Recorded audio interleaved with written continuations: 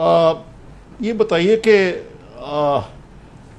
جو دو مخالف پارٹیوں کے لوگ ہیں، ایک تو آپ کی حکمران جماعت کے ہیں چودھری نثار علی خان، وہ آپ پہ پنجے جھاڑ کے پیچھے پڑے ہوئے ہیں،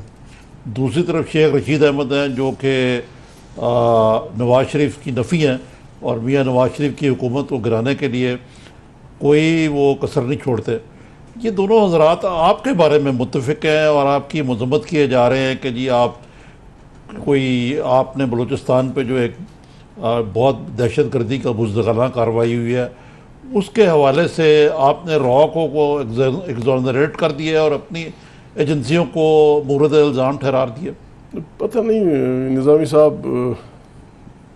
میں نے جو بات کی ہے اسمبلی کے فلور پہ کی ہے۔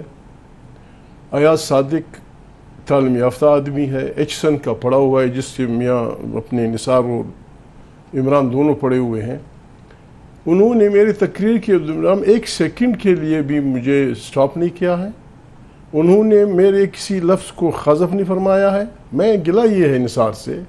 اگر وہ تو غلط فہمی یہ بات کہہ گیا ہے، نثار سے گلہ یہ ہے، وہ وزیر داخلہ ہیں اور اس نے اپنی تقریر میں بھی کہا ہے کہ میرے محمود کے لیے احترام ہے اور ذاتی تعلق بھی فلانا بھی ہے۔ مجھے تو یہ شک پڑ رہا ہے اس نے میری تقریر سنی ہی نہیں ہے۔ میں نے تقریر کی ہے، میں اب بھی کہتا ہوں،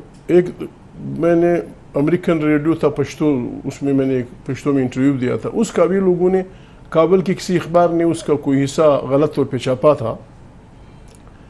میں ایک لفظ کو جو میں نے امریکن ریڈیو کو کہا ہے، آئی اون اٹ۔ جو کچھ میں نے پارلیمنٹ میں کہا ہے، یہ کوئی بھی کمیٹی بن جائے، یہ ہمارے سیکیورٹی ایجنسیز کے جو ہمارے سیکیورٹی ایڈوائزر ہیں جنجوا صاحب، انتہائی سافٹ سپوکن، باتوں کو سمجھنے والا یہ ہو، 2 journalist 3 journalist, for example Najam Sethi ہو، آپ ہوں، نصرت جاوید ہو، 2 ISI کے ریٹائر چیف ہو، جوڈیشری کا کوئی بندہ ہو، کنسٹیٹیوشنل لائرز اس طرح اعتزاز حسن اور اسما جہانگیر، دیکھ لیجئے ان میں ایک لفظ بھی اگر غلط ہوا، میں ایسے غلط ہوا کہ